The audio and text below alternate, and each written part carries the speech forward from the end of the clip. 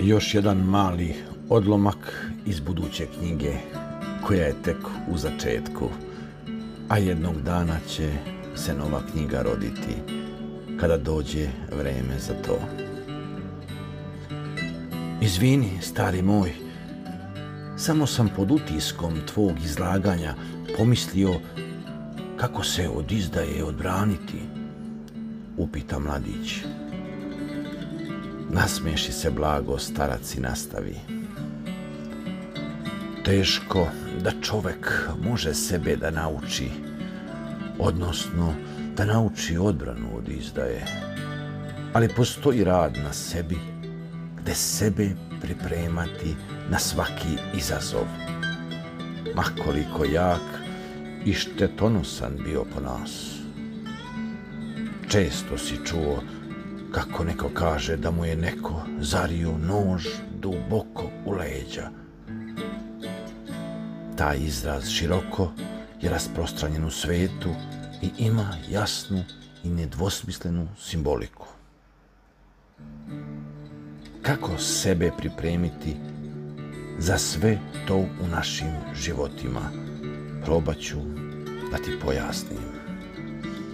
Ti ožiljci koje nosiš na leđima od zarivenih noževa neka tu s ponosom stoje.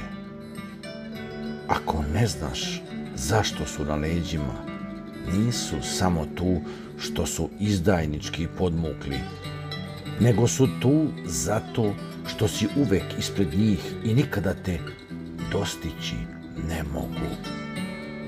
Samo su nemoćni i zavidni pokušali da te zaustave, a ti ožiljci su jedino ordenje koje se nosi na leđima, ne na grudima, kao rezultat velike pobede.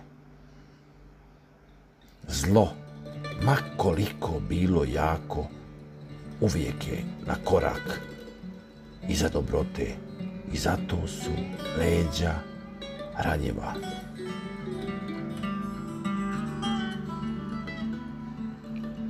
Sve izdaje su tu kao deo nas.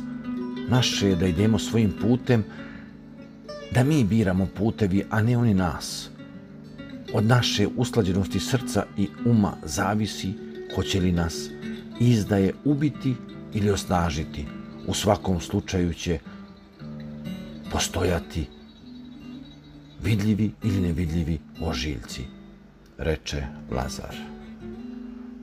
Baš tako, moj Lazare, sve je na nama i u nama. Koliko god izdaja bila jaka i snažno nas pogodila, moramo znati da joj se što bolje i snažnije prilagodimo i da nas što kraće zadrži na svom putu. Izdaju moramo prihvatiti kao deo ovog sveta i svesti čoveka. Jer ako nas je neko izdao, ne treba žaliti sebe, nego biti zadovoljan što smo takvu osobu izgubili i udaljili od sebe. Jedna vrsta bolne selekcije, uzvrati Dorotej.